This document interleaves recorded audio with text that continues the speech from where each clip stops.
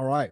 Okay. So we've got like part 2 and part 3 here in the second session. That's kind of what I thought we hit. What I want to do is just give us a brief overview of the history and culture of the New Testament. And then I want to give a brief overview of the New Testament itself in the 3 main genres that we have. Excuse me. Sorry, I got this tickle in my throat I can't get rid of. So understanding this, we talked about the historical cultural context in why it's important. What I want to do in this section is kind of hit some main historical cultural elements that are top level issues that help in a variety and many passages of the New Testament. If you keep those in mind, it'll help you see the New Testament in different light, and can really unlock a lot of passages for us. So it's helpful for us to think about this in-between time between the Old Testament and the New Testament. Sometimes we, especially as Christians, we call this the intertestamental period, the period in between the Old and New Testament. There's another term that we'll talk about here in a minute. And this is a really important time. Sometimes it's called the silent years. You have 400 years where God is not speaking in revelation like he did in the Old Testament and in the New Testament. And our knowledge of that period as Christians is usually pretty poor. But there are a lot of important things that happen that influence the New Testament and are really crucial for our understanding of what's going on in the New Testament, especially, and all throughout the New Testament. But the ones that will hit us here is especially true for the Gospels. So there's some key events we need to keep in mind towards the end of the Old Testament and into this intertestamental period. The first one is in 586 BC, is the destruction of the temple by the Babylonians. We know that from the Old Testament, right? Because of Judah's unfaithfulness and their sin, the Lord uses Babylon to judge them and sends a portion of Israel, a portion of Judah into exile. And this is just a massive, terrible event in Israel's history. And that destruction brings the 70-year exile. And then at the conclusion of that 70 years, you have the temple is rebuilt. This is led by Ezra, Nehemiah, Zechariah. Nehemiah rebuilds Jerusalem. And this is an important moment. But, I think it's Zechariah that talks about like they're all half are crying and half are rejoicing that the temple is rebuilt because it's not as good as the previous one, and then they're just excited that they have a temple again. So this is an important point. And so when this second temple is rebuilt, this begins the period that is known as the Second Temple period, because it's the time when the second temple is in existence. Got it? Okay. I'm trying to make that a joke when it's really not a joke and it didn't work. Okay, so that time frame is from 516 BC all the way to 70 CE or AD, however you want to do your numbers.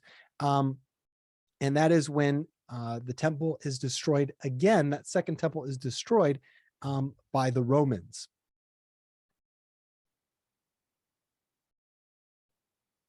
And so this period that we know as the intertestamental period is probably better called the Second Temple period, and that includes a large majority of the New Testament times. So we're thinking of what is the thought life, what is the cultural life during this period. And during this period, a lot of important things happen. Like we leave the Old Testament with this certain experience, a certain perspective, and then we enter the New Testament with a very different one. And we wonder why the shift? Why are things different here? And part of that is that in the Old Testament, or primarily a large section of the Old Testament, Israel is in the land. They are their own kingdom. They have their own land, and they have their own temple. And this is going to shape their identity. If you were to say, who are you, or what is your identifying marker, they would say, I am from the kingdom of Israel. I am from this particular location on this map, and my religious affections are tied to the temple. How do I worship? I go to the temple. Maybe that's several times a year for different festivals, but that is the place that I go to worship. But during the Second Temple period, that first temple is lost, and this creates a total shift. And that exile, that time of exile, scatters. This is called the dispersion, the diaspora of the Jews, and they live all throughout the Mediterranean basin now. And so this forces them to lose that identity of kingdom, land, and temple. And so then their identity shifts towards other things where it is based more on ethnicity. So it's not like my identity is based on where I am from anymore. It is what is my ethnic background. I am a Jew. So the term Israelite is not used as much, but now Jew becomes a prominent term. You think of that even in the Old Testament with the story of Ezra, with Mordecai, the uncle of Esther. He says that he's Mordecai the Jew. That's an ethnic designation. So you can see that that identifying feature is beginning to shift even at the end of the Old Testament. And you have a movement away from the temple itself and more onto practice. What makes you a Jew is that you're practicing as a Jew. You observe Sabbath, you circumcise your male children on the 8th day, and then the temple is an important element still. But if you're living in Greece or in somewhere else in the dispersion, or in Egypt, where a large minority of large percentage of Jews lived, or even in Babylon, you can't go to the temple. So how do you worship the Lord now? You meet in synagogues, places of prayer and worship. So this completely changes the identity. So you see that in the Gospels when Jesus comes in Israel, he goes to the temple, but he is also going around into various synagogues. These are things that crop up in the Second Temple period. Now, one of the things that also happens in this time is called the Maccabean Revolt. And during this time, in between the Old and New Testament, we leave the Old Testament with Israel and Judah being destroyed and exiled and are under foreign occupation. And they are oppressed. And, at times they have less oppression, and other times they have more oppression. But they are not their own country. They are not their own kingdom anymore. And they are continually oppressed. And so that begins with the Babylonians, then it continues with the Persians, and then it continues with the Greeks after Alexander the Great conquers. And this continues until one day when the Greeks are oppressing the Jews living in Israel under this Greek kingdom. One particular king, he's got quite the name, Antiochus Epiphanes IV. How about that name? Antiochus Epiphanes IV. He makes it illegal to have any sort of practice of a Jew, any sort of identifying markers as a Jew. So all the things, if we just go back here, all the things that we talked about here, the idea of ethnicity, Sabbath observance, circumcision, temple, he turns the temple into a place for the worship of Zeus and tries to make Jerusalem into a fully Greek city. You have even some people who try to cover up the fact that they've been circumcised. And so he makes it basically illegal to be a practicing Jew and severely oppresses the Jews in that time. And what happens is the Jews living under this oppression, they revolt against this. This is actually the first known time in all of history that we have a war over religious freedom. Is this event right here. And they revolt against this, and they actually eventually will win and defeat the Greeks and establish their own kingdom. This is called the Hasmonean dynasty or the Maccabean kingdom because it was led by a group of brothers and one of the brothers' name was Judas Maccabeus, as a nickname, Judas the Hammer. And they now have their own kingdom for the very first time. Israel is its own kingdom for the first time in something like 300 years. And so this is like a time of like joy, of just praising the Lord. And now Israel has been restored to some degree. But what ends up happening, excuse me, is that there's corruption among the several different kings that come up in this dynasty, is that they become corrupt. They become just like their Greek oppressors. And so then oppression continues. And what actually happens is the Romans step in and say, oh, you got some problems here, we can help you. And then they just take over and never leave. And so they control Israel and Palestine, and oppression continues again. So this leads, when we enter into the New Testament and we enter into this time of wondering about the Messiah, is there any hope? So there is all of this like messianic fervor going on in Israel and in this area around Jerusalem of, is there going to be Messiah? What type of Messiah will he be? Will he liberate us from this oppression that we have gone? So when the disciples and other Jews look at Jesus and they see him as a sort of messianic figure, they're thinking of him more in Maccabean terms, as someone who's going to go smash the Romans and establish a new Israelite kingdom. And so this leads them to see Jesus partially, but not fully. And this is where the problem happens between James and John. And they say like, hey, when you enter into your kingdom, Lord, we want the best seats in the house. And Jesus reminds them that no, the Son of Man came not to be served, but to serve and to give his life as a ransom for many. So this really helps shape the vision of Jesus from the average Jew's eye. They saw him in as a political figure primarily, not so much as a redeeming them from their sins. And so the question was, what would bring restoration? Power, force, domination? And Jesus says, no, you need much greater things than political restoration. You need restoration of your very soul. So the Maccabean revolt, also known as the Hasmonean period, had this Maccabean revolt, and it has this Jewish kingdom again. And so they preserve that Jewish practice and identity. You could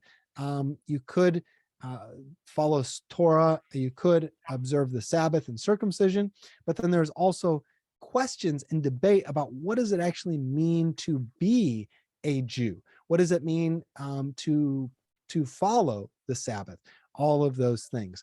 And so how much of should we adopt Jewish or should we adopt Greek culture versus preserving Jewish culture? So there's a preservation, but then there's also debate of what that actually looks like in this period. Now, within Second Temple Judaism, you also have unity. So within Judaism at this time, you have a lot of unity. There's a lot of agreement on the core essentials of what made up Judaism. Things like these are key elements, key theological tenets of monotheism. There's just one God. That's differentiated Judaism from everyone else. Election, that God had chosen Israel as his special people. Torah, that God had given this instruction to them of how they should live.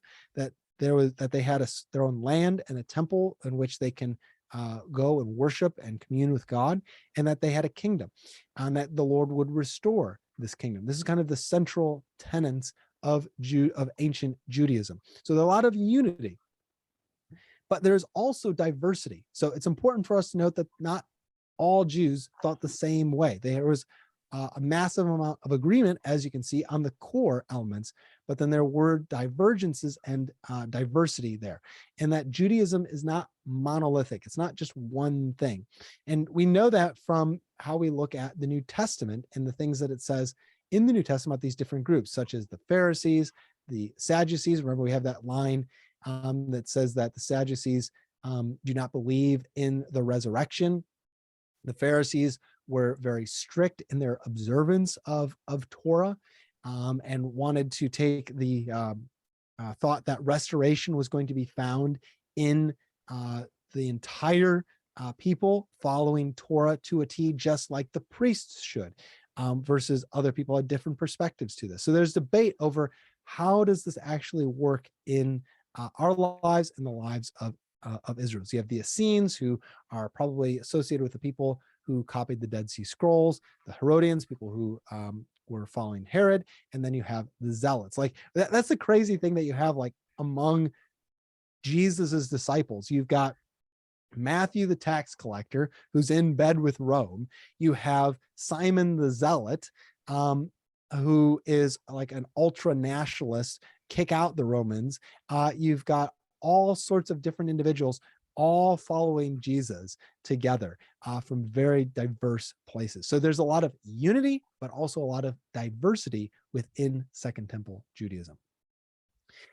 So that's kind of the Jewish world at the time as we enter the New Testament. And there are also, so it's more historical and some cultural as well. And then here we have some cultural values, and these apply to the Jewish world as well as the Roman world as well, as we'll see in a minute here.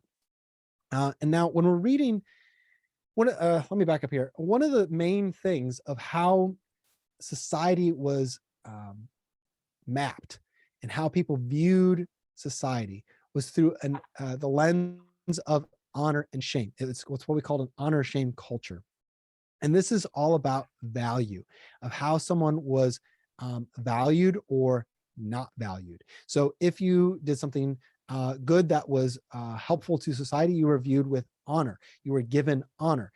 Or you thought you have value to society because you adhere to our group sort of values. And then if you didn't do something, or if you did something that hurt the city or the area, you would have shame. And this would be, you'd be viewed as having negative value. And so this shaped of how people thought of themselves and thought of each other. And so honor was highly sought after, and shame was highly to be shunned. You would have nothing to do. You wanted no shame whatsoever.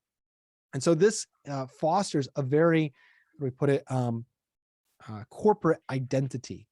In the West, in America, we have a very individualistic mindset. Like, I'm going to do what I want to do because what I want to do, right? It's all about me as an individual, my own hopes and dreams. And there is still that in the ancient world, but there is a higher preference and higher emphasis on not me and what I need and what I want, but what my community wants and how I can fit into and elevate that community. And that has to do with that honor and shame. And that was a way of controlling individuals within a society. And so the Bible talks a lot about this honor and shame. And you see, we mentioned James and John, when they ask to sit at the right hand and the left hand of Jesus, they are seeking places of honor. And what Jesus tells James and John and the rest of the disciples is that, no, you have it wrong. God is not concerned, as Jesus is not concerned about attaining honors. He takes shame upon himself by taking the lowest place in order that we may be honored. He takes shame to give honor. That's the glory of the gospel, is that he takes our shame and gives us his honor. And so he takes all of that negative value that we have, and he gives us all of his positive value. And that is the role that he calls us to have as well as his disciples. So having that perspective, thinking of honor and shame, really can help us see some pretty cool things in scripture. Another element that is helpful to look at is as a patron-client relationship. And this is really an economic sort of system.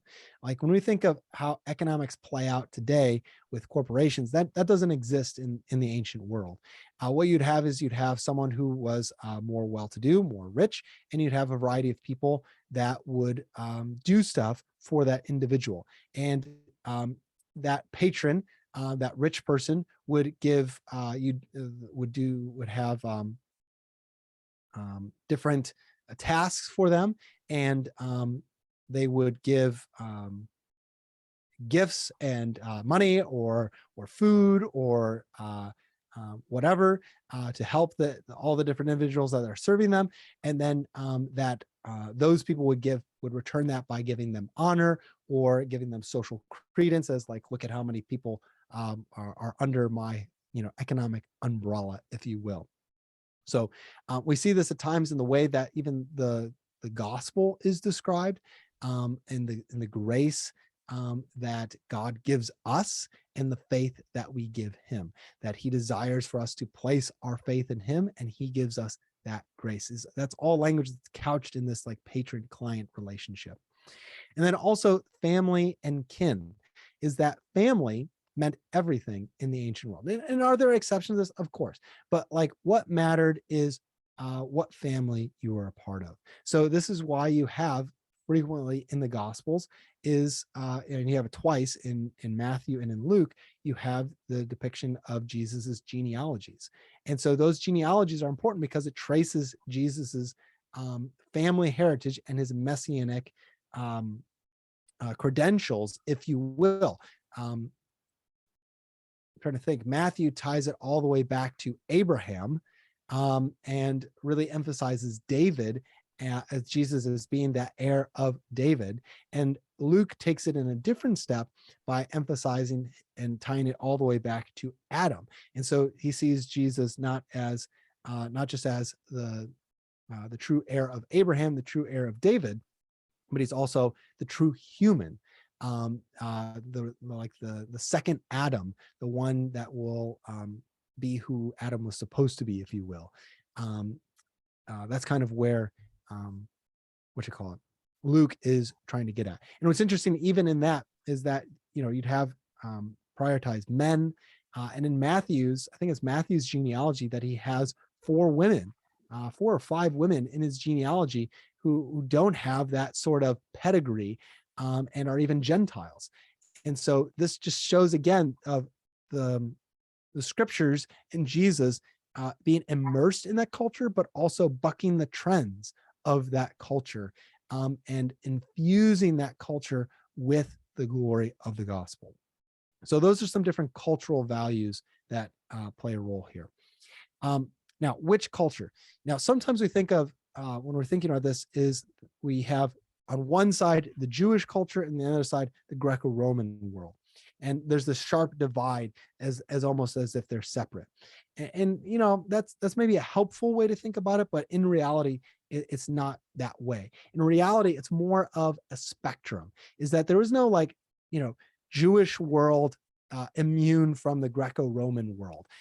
There was lots and lots of mixture. So one of the great proponents of Jewish culture was Philo, but he's writing in Greek, and he is using a lot of Greek philosophical terms, and the way that he's talking about Moses and the Old Testament is like straight out Greek philosophy. So really he's a mixture, and this is true for many, many, many Jews that lived in Israel and in the ancient world, is that they lived in kind of this spectrum. So it's not just one or the other, it's kind of both swimming in that stream.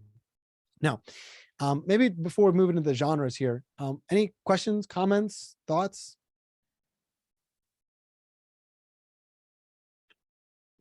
All right, we'll move forward then. So there are 3 main genres that we find in the New Testament, and we're talking on large surface level here. So if we looked closely at individual passages or verses, we could have a variety of different genres, but we're going to just look at 3 main ones that exist on like a book level. We have Gospel and Acts. I'm putting Acts with the Gospels.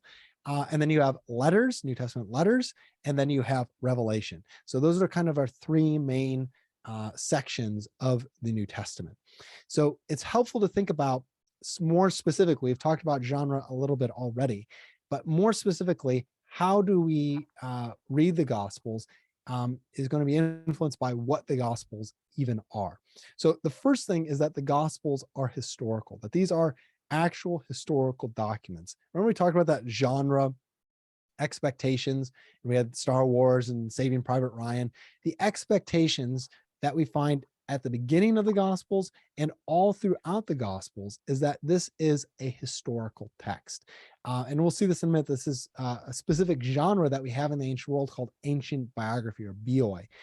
And so when we're reading the Gospels, we want to pay attention to what is that historical element, what is going on in the world. And we've covered a lot of that already, so I'm going to move on. But the Gospels are not just straight history. They're not just giving us like a history text. They are also narratives. There are stories. And so these stories are shaped documents. And all history is an interpretation, and all history is shaped. But these are specifically told as stories. So you have to think about, how are these stories told? We were talking about before when we were talking about the differences in the Gospels. Why does Matthew tell the story versus Mark telling the story differently? Because they're different storytellers, and they have their own different presentations of the same events. And they have some flexibility in how they can present that. In our perspective, our modern perspective of how we want history told, we want it chronological. His birth, then his life, then his death, in that straight order, and don't deviate from that whatsoever. But there is a broad chronology in ancient biography, but there is also freedom to move topically, to move different scenes together for specific purposes. And so you want to pay attention to that specific presentation. This is why you can't just look at one story in the gospel, in a particular gospel. You've got to look at how those individual stories are connected together. So in Mark, I love the Gospel of Mark, but in Mark 2, all the way through chapter 3, verse 6, you have 5 different scenes of conflict between Jesus and the religious authorities in that time. And these are increasingly becoming more tense as these scenes go through. And as Mark takes these events, they didn't necessarily happen in one day or all next to each other, but Mark has taken those 5 scenes, grouped them together here so we can see them all together at once. And then he has this final concluding line in Mark 3:6, where he says, the Pharisees and the scribes went out and they plotted to kill Jesus. And so he introduces that theme of Jesus' impending death quite early in his story so that it hangs over the rest of the gospel. That's Mark's perspective. Other gospels will introduce that later and tell those stories differently, but you have to pay attention to the way the story is told. Third, the gospels are theological. They're not just telling history, and they're not just telling history in a story format. They are intending to teach something. They are intending to teach theology. So what is the intention? What is the teaching that is there? Sometimes we think of the New Testament letters, such as Paul's letters, as that's where we get our doctrine from. And then we get the stories about Jesus in the Gospels. And yeah, there's some truth to that. But the Gospels are just as theological and just as shaping of our theology as the New Testament letters are. And maybe even a little bit more so, I might argue, is that the Gospels are very shaping of our theology. So we want to see of what are they intending to teach us about God, about Jesus, and about our relationship with him. And then we also want to think about this fourth aspect, is that they are virtue forming. Here the emphasis is on ethics. It's not just teaching us information, history or theological. It's about how to live. The whole, maybe not the whole point, but a large percentage of the point of the Gospels is for us to see who Jesus is, his life and his death and his resurrection, and for us to follow him and to emulate him, to be his disciple, to take his life as our own life. What he does, we want to do as well. And so it is about forming us and inculcating that virtue of his life into our lives. So when we are reading the Gospels, we want to keep these 4 things in mind and should shape the way that we read the Gospel. So we're thinking of What is the presentation? What is the story? We're thinking of that background, the historical cultural context, which we've talked about already. Then we're thinking about the theology. What is the theology that's to be taught and to be believed? And then what are we supposed to do? How are we supposed to live? What are the ethics that should shape our lives? That is the entire purpose of the Gospels for us as we read. And that's entirely not something that we're imposing onto it. That was what the purpose of these gospel texts in their ancient context. Now, when we're thinking of the genre of the Gospels, these are ancient biographies. We mentioned that already, or lives, or bioi, and that this is a very popular Greco-Roman genre in the first century. And we talked about we want the ancient perspectives on history and how history is to be written, not modern ones. But we're also concerned with the story of Israel and the Old Testament historical works. So there's a shaping from the Greco-Roman world, but then they're also shaped by the Jewish world as well. And then one final thing that I want to talk about with the New Testament, and it's less to do with our reading of the New Testament. That's mostly those four elements: historical, narratival, theological, and virtue forming. But I think this is helpful for us in understanding the historicity, if you will, of the Gospels. And this has to do with the idea of oral tradition. When we're thinking of the Gospels, some people say like, oh, they're really late. They're so far removed from when the events actually happened. So how do we know that they are presenting the true life of Jesus, the true life and words of Jesus? Well, they are based on the testimony of eyewitnesses, by people that were actually there. And yes, the Gospels were not written the moment after Jesus rose again from the dead. There is a period of a gap. We don't know exactly what that gap is. It's probably anywhere from 20 to 30 years after Jesus's death and resurrection at the earliest.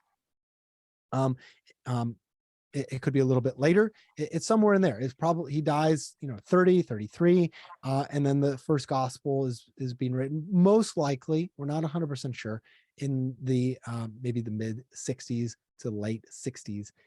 So we're talking about 20, 30 years. But in that time, people are still alive who saw Jesus, who heard Jesus, and had these transformative experiences with Jesus. So it's based off of eyewitnesses. And so you couldn't have people that could just come up and make up stuff about Jesus. You could say, no, I was there. He didn't say that. Strike that from the record.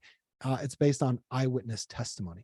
Now, what's also interesting about oral tradition is that even though the Gospels were not written until 20 to 30 years later, the stories and the sayings of Jesus were preserved in the community that of the early church by eyewitnesses of people that were there. And this was repeated and told by the community in an oral way. This is something that is difficult for us to comprehend as Westerners, because our culture doesn't work this way. It's easy for us to write stuff down and to record stuff. But this is a very common thing in the ancient world, and even in some cultures today. And so the way that oral tradition works is not like the telephone game. You guys ever played the telephone game? That's that dumb game you play as a kid where you have the first kid whispers something into another kid's ear, and then it whispers, and then it goes around. And the whole point of the game is to see how garbled it is at the end. And then everyone laughs. And people say, see, that's how the Gospels work. That's how the stories of Jesus work. No, that's not how they work. The whole point of the game of telephone is to make a messed up message, not to preserve a message. Oral tradition was meant to preserve a message, to preserve events and stories. And this happened within a community. So not just me passing along to you in a whisper, but that we're all dealing with and all talking with this together. And you'd have specific groups of people within the church that would act as like the chief people that would hold on to these traditions. They were called tradents. They were in charge.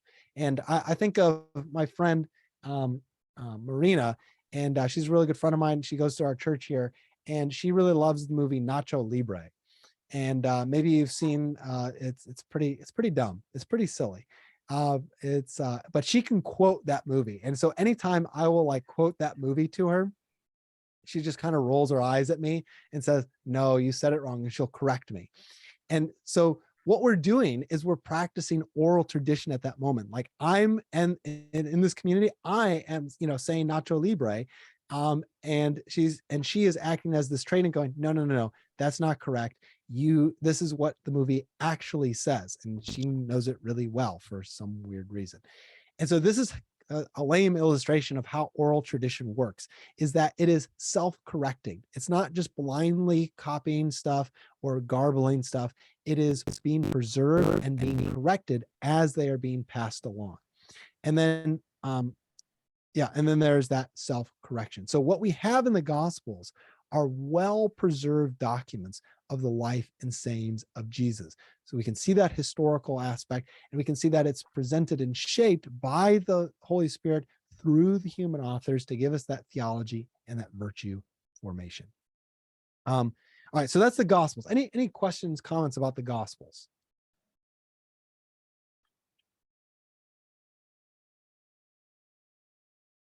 All right.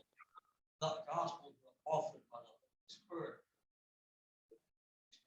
Perfection, with different emphases, 4 different emphases, especially Matthew, Mark, Luke, John, King, servant, and Son of Man, or man, and then the Son of God, the divinity.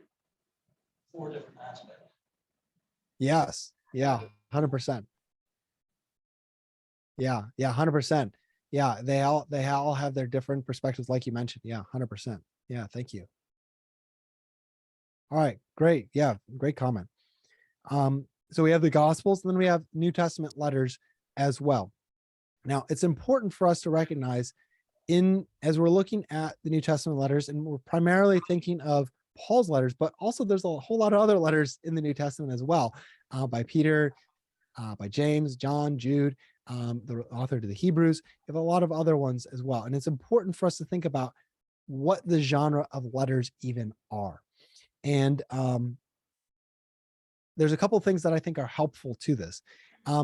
One of the things that is helpful in how letters function is that they are typically written by a secretary. So when Paul is writing the letter to Romans, let's step back here for a second. When we're reading Romans, it says in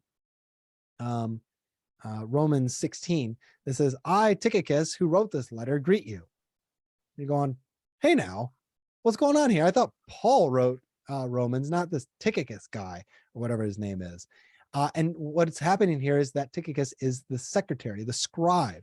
And so Paul is dictating the text of Romans, and Tychicus is writing it down. And this is just the normal way that a letter would be written. No one would just write their own letter. It would be dictated to more of a professional scribe. There was a typical length for letters, and we'll look at that in a minute. And then the emphasis is on the audience. So the Gospels are written for a very broad audience, for basically anyone or any community within the early church.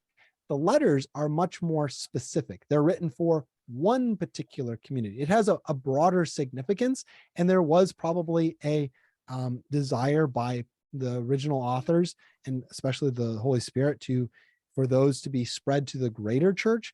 But there was a specific church or churches that they were targeted to. So Corinth, the Corinthian letters, 1st and 2nd Corinthians, are written primarily to the churches in Corinth.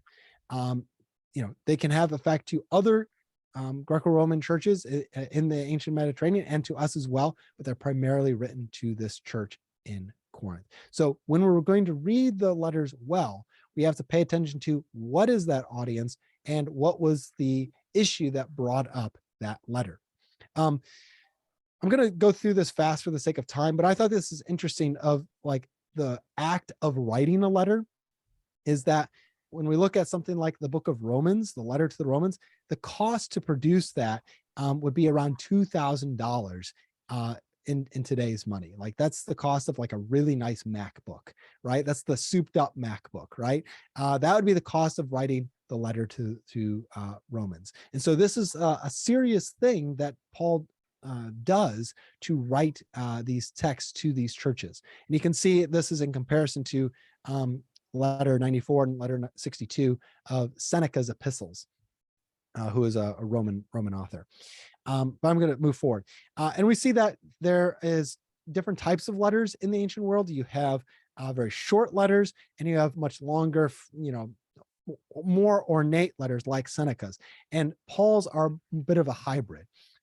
So very, very specific, but also have a lot of rhetorical flourishes in them as well. So with letters, they have a typical structure to them. They have a salutation. Hey, how's it going? A thanksgiving, the main body, and then a closing. So when we're looking at a New Testament letter, we want to try to identify the different areas in the letter that we have. So who is he writing to? Who is doing the writing? Is it Paul? Is it Peter? Who is it? Where are they? All that you're going to find in the salutation and sometimes in the closing. You're going to think about who are they writing to? Is this the church in Corinth? What type of problems are they having? Are these believers, or are they new believers? Have they been believers a long time? Then there's typically a Thanksgiving section. And this is a really interesting section where Paul will typically give a prayer for that specific church. And that prayer, usually what Paul does with that prayer is he uses that as a signal of themes and issues that he's going to be dealing throughout the main body of the letter. And so he will seed a lot of those things that he's praying for them, will be in that introduction Thanksgiving prayer at the beginning of the letter. And then sometimes he deviates from this sort of structure, and it comes off like makes us really sit up. Like if you look at Galatians has no prayer of thanksgiving Paul does not thank the Lord for the Galatians. He hits them hard. He hits them between the eyes, just going like, I can't believe that you are abandoning Christ. No, like I just pray. Even the Corinthians with all their problems, like I thank the Lord for you. But the Galatians, like, what are you guys doing?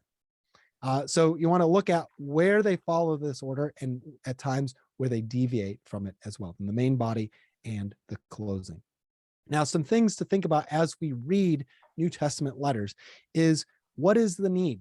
You have to think of the letters as occasional documents, not that they happened occasionally, but that there was a specific occasion that brought about Paul to write that text. So you think of the letters to the Thessalonians. That church, or those churches in Thessalonica, were dealing with thinking of, has the Lord returned? Have we missed the Lord? How do we handle this persecution? Paul is not able to go and to teach them, so he writes this letter to address those needs of the church. So you want to think about, what is that church and what issue are they dealing with? Why is Paul writing this letter to them? And then you want to think about, how does Paul's culture influence his writing and his meaning? You want to think about what aspects is he bringing into his culture, from his culture into what he is saying? And then is that something that is for us to obey and for us to follow, or is just this something that is a cultural practice for them? Then you have application. The question is, does everything apply to us, and does it apply to us in the same way as it was for them? Because remember, we're reminding ourselves that these are written to specific churches in a specific context, and we're not that church in that specific context. So there may be some way that we need to apply this in a slightly different way than how it worked for them. As we said before, I want to go back to that, is that it doesn't apply for us. How do I put it? It can't mean for us something different than what it meant for them. So in our process in interpreting the letters is to understand, what is Paul saying to the Thessalonians? What is he saying to the Corinthians? And then we make the additional contextual move of applying this to our own lives of how does this work for us? Is it direct? He wants us to obey in the exact same way, which is very frequent. There's a partial. It's not the same thing, but the ideas behind it, that it should be obeyed. And then sometimes it's not for us. So we want to keep those things in mind as we are reading the letters. So that's the letters. Any questions? And then we'll have we'll hit a couple, really quickly Revelation. All right, I'll hit Revelation just real fast. I know we're on time here, so I just want to hit a couple of different things. Revelation, a couple of things as we're interpreting eschatology or end times, which Revelation has. The question is this literal or is this symbolic? And really we're thinking about, what is the author intending to communicate? Is the author intending to communicate something literal, or is he intending to communicate something symbolic? So you want to look for words that like or as, that it would indicate that you're dealing with something symbolic. And then couple things we want to beware with in interpreting eschatology as well as Revelation is we want to beware of denying Jesus's coming as well as newspaper eschatology. Really, this denial of Jesus coming, that's a really it's a hard place to be in. It's almost a heretical position. Is that the fact is that the whole church is believe that Jesus is coming again. There's debates on exactly when that might be, but the fact is Jesus is coming again. So if we come up with an interpretation that says that Jesus is not coming again, it's not the greatest place to be. And then we also want to be careful of newspaper eschatology, where everything that we see in the news, whether it's a newspaper or on TV, is a fulfillment of this is what was in Revelation. There are times when maybe that might be the case, but we want to be careful of overreading Revelation into our own context. Like the Antichrist can't be Hitler and Stalin and whoever is the problem, like Putin. Like like you can't just choose whoever's the bad guy of the day. We have to see of what the text is actually saying and not just of what's going on, the terrible things that are going on in our own world. All right, so I'm going to move forward. I have other slides here that I'm going to skip forward, different approaches. But one thing I want to just note about the genre of Revelation, and then we'll conclude on this, is that its genre is really threefold. It's got three kind of genres kind of mixed together to some degree. It's apocalyptic, meaning it has a high percentage of symbolic language and kind of weird, what we would think of as weird imagery, but it is also a letter. So a lot of the things that we talked about regarding letters a few minutes ago apply to Revelation as well. You see that the first three chapters of Revelation is that it's God, Jesus commands John to write to the seven churches in Asia Minor. And so these are intended primarily for these churches. They have larger significance to it, but it's not just a code book for what's going to happen into the future. It was to affect a church or several churches in their suffering, in their sin that they were in right at that time. And then it also functions as prophecy. So it affects that original situation, but also has that future orientation to it as well. So, yeah, I guess we'll just, maybe this is a kind of a drop off, but I guess we'll end here for the sake of time of reading Revelation. So any questions, follow-ups?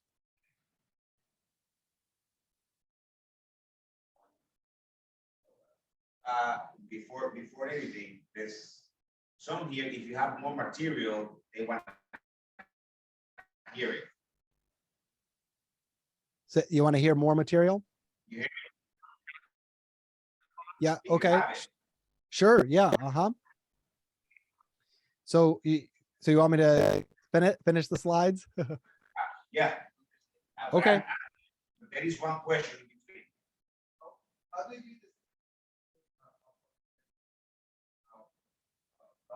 because I have heard people that are revelation prophecy rather than. What's the distinction between that? Like, Yeah. Sorry, it's hard for me to hear a little bit. Can you just say it a little bit louder? I just caught pieces of it.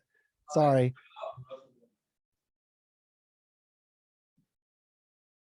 So sorry. So how would you distinguish between apocalyptic genre and prophetic? Because I know some people argue that Revelation is prophetic rather than apocalyptic. Yeah. So Great is question. there like, is that, do you understand my question? Yes. I think so. Yeah, this is a great question. So why, yeah, how do we distinguish between apocalyptic and prophetic? I think part of the way that we understand that it is apocalyptic is that we have other apocalyptic literature in the Second Temple period. And it really, this is JC's dumb way of thinking about it. This is not probably a great way to think about it, but there's a lot of weird material in it. There's a lot of angels. There's a lot of like weird, beast imagery. That type of material is found in apocalyptic genre. And we see that Revelation has that as well. So that is why we would consider that it is apocalyptic. Now, why it is prophetic is that, and maybe this is, I think most people would argue that it is prophetic to some degree, is that it is speaking to something of a future. Now, there's difference of opinion of how future revelation is, depending on your perspective on Revelation. But it's tying it in. Revelation has a lot of tie-in with other Old Testament prophets like Ezekiel, Daniel, parts of Jeremiah, and a lot of similar material. And so it seems that it coheres very well with that prophetic genre. And I think sometimes we think prophetic or prophecy as always future oriented, and there is a future element at times to prophecy, but there is also an element of forthtelling for current day readers or listeners with prophecy as well. You see this in the Old Testament prophets as well as Revelation. And so I think in that way, you have both apocalyptic and the prophetic element. Does that help answer your question, or is that way more confusing? Great. All right. Any other questions? All right. So what I'll do is I'll just step back here for a second in different approaches to interpreting eschatology as a whole and interpreting Revelation. Now, I have my own perspective on this of these four, and but you have it's helpful to know some of the different. Let me put it this way. Part of the reason why we have disagreements of how we interpret Revelation has to do with not of how we interpret that particular passage, but to an overall approach to interpreting end times in general. So it has less to do with the nitty gritty boots on the ground, sort of how we understand this passage, but to a larger scheme.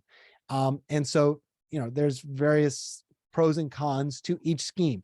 All of these approaches have their benefits and have their problems. And I can tell you where I land, but I think, it's just helpful to know where other people land as well as thinking of where we land. So you have four basic views. You have the first one is called the preterist view. This means that everything that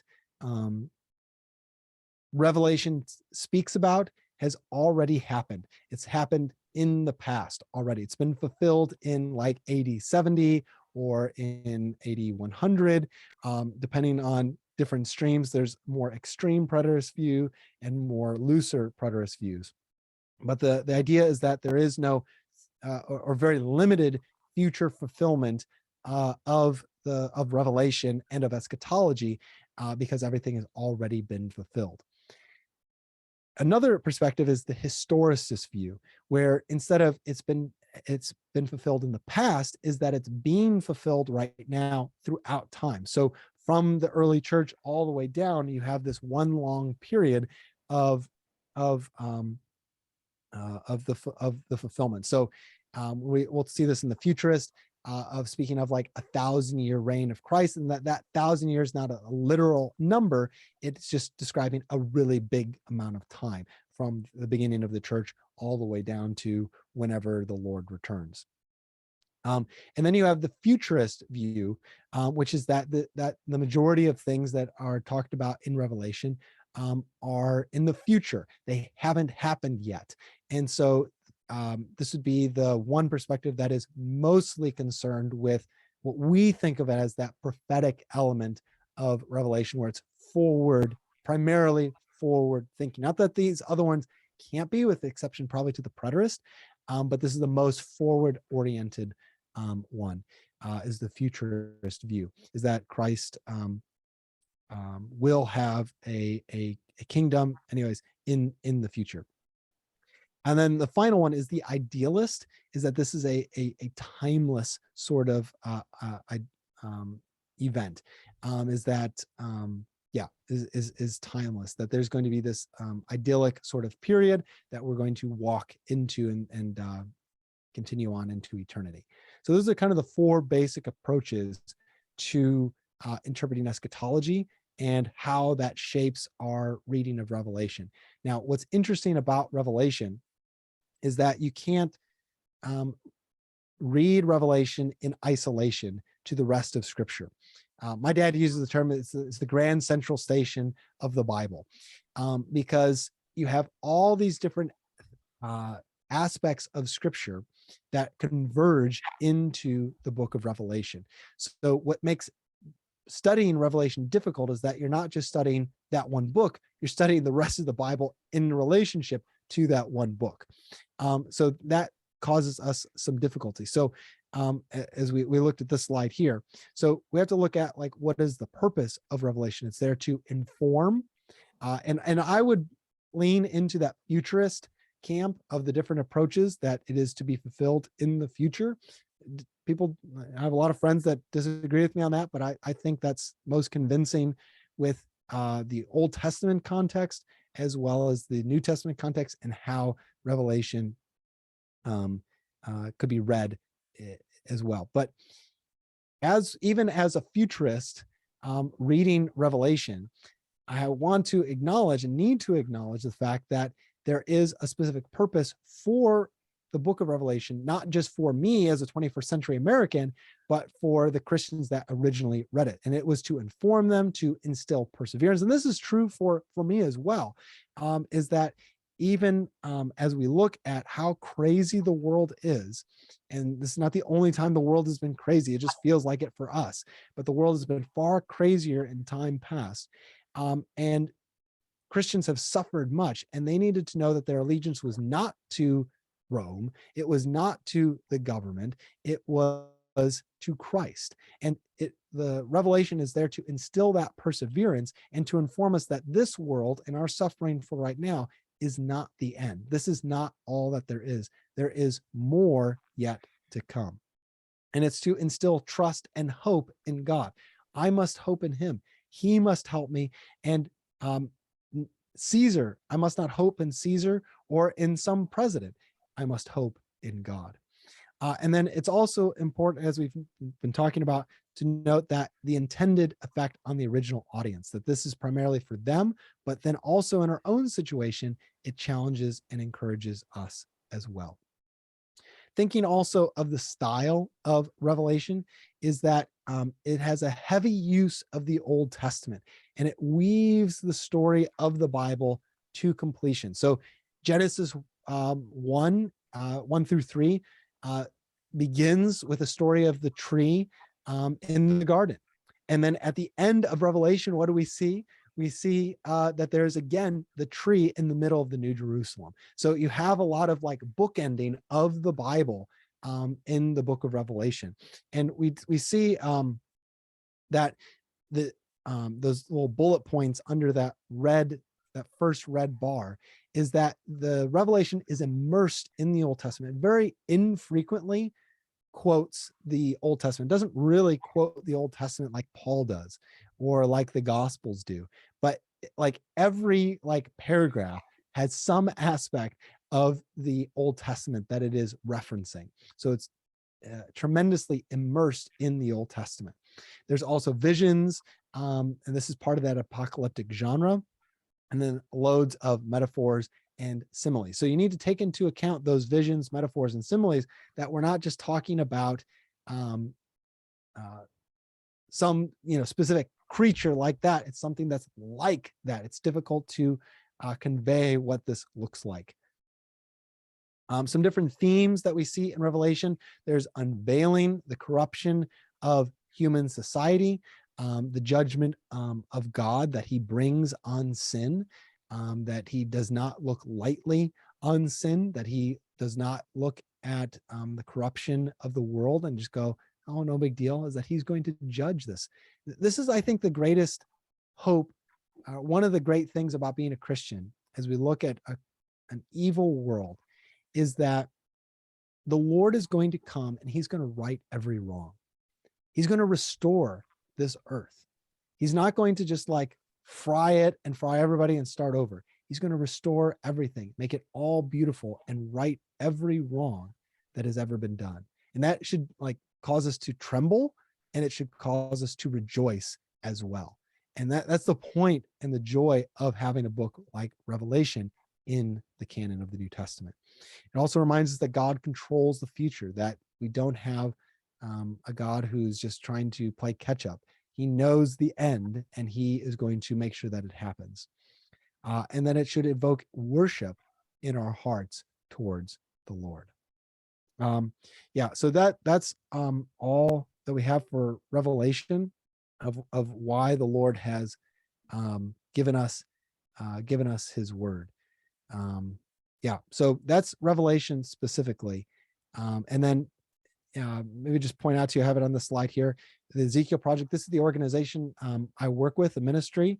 And it's I'm really glad to have worked there, ministry and teaching and discipling more about scripture.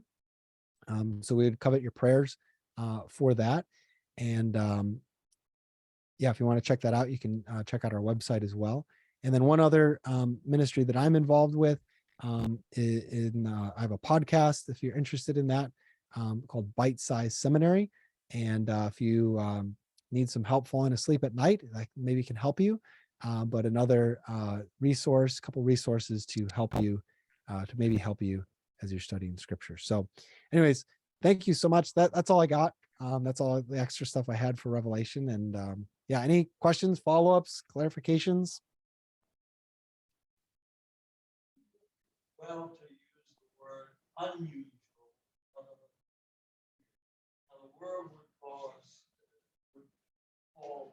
Revelation here, but Christians usually would fall under unusual. They're not things that we're used to. When we're used to them, then they are not unusual anymore. They become God's word that is really expressive. Yeah, absolutely.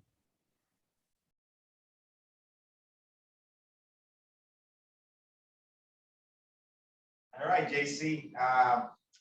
Truly appreciate it, brother. Tremendous work there done for us here. Thank you for thinking of us and preparing this material. I think it's eye-opening, and hopefully it's just the beginning of a larger ministry, a third ministry that you can be involved with. Yeah, thank you so much for having me. It's a real joy to be with you guys, and I pray that you guys drive home safe tomorrow and enjoy the rest of your guys' time together.